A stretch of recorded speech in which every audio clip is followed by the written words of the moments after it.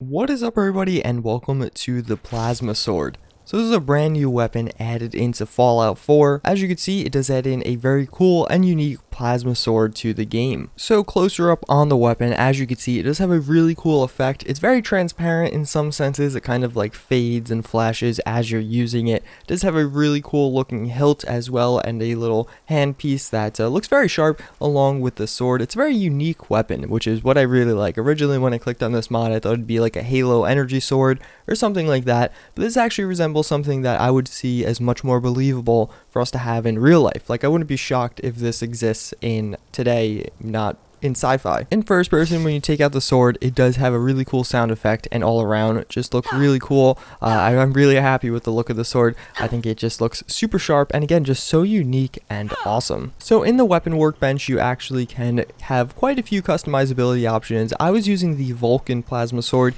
The default version is actually a totally different color. Basically, there's two upgrade options here. First and foremost, you have the little hilt itself, and you have a unshielded emitter core, and as you can see, 30 points of radiation damage. And it does put on that little radiation badge right there, which I actually really like. I think that looks really sharp. You also have a stabilizing blade, which is going to add this like spear looking thing out of the front of it and add some melee damage. And then finally, a Berserker Blade, which is just going to do a lot more damage and superior melee damage with that massive thing. So right now, it only does energy damage when you have it in the default mode. So I really like it. This is some really cool additions to have. I especially like the big blade. So basically, the idea is as you swing at enemies now, you'll hit them with two things, and the little extra bit of melee damage is just coming from that attached blade. And again, they do look really, really sharp when added on. So this is actually how you change the color and some of the different effects that the weapon can do. So first and foremost, you have the 540 nanometer wavelength, and basically it's going to be medium range and damage, but this also corresponds to a color. So changing all these will give you different reds, blues, etc. I was using the Vulcan one before, which is actually going to be, I forget what, 660 nanometer wavelength, so that also made it red.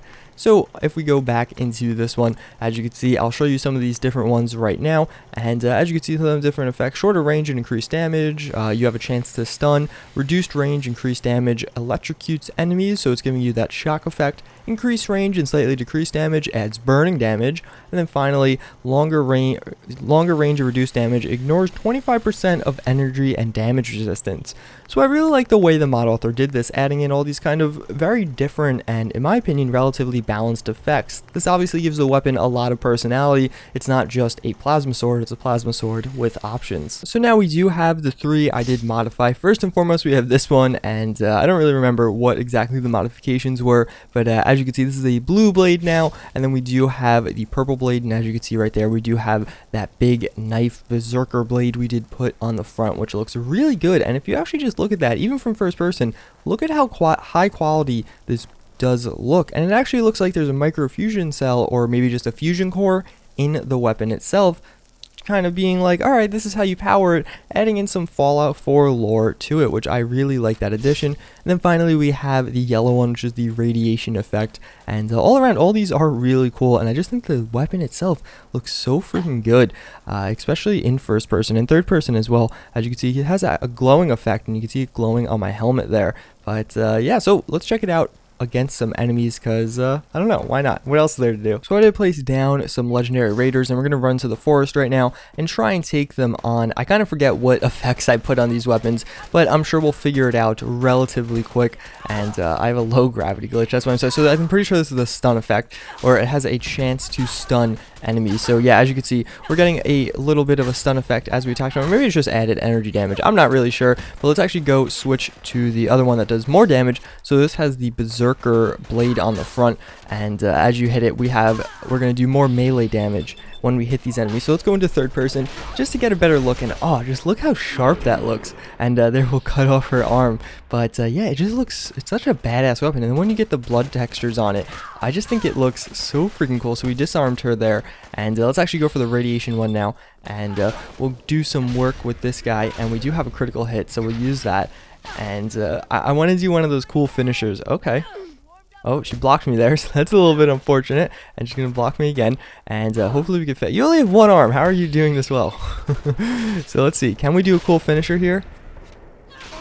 Oh, no. How did we not kill her yet? So these guys are faring well, and as you can tell, this weapon actually isn't overpowered by any means. It doesn't do that much damage, considering I'd almost say it's underpowered, which is really rare to see, because I actually have the maxed out Big Leagues perk.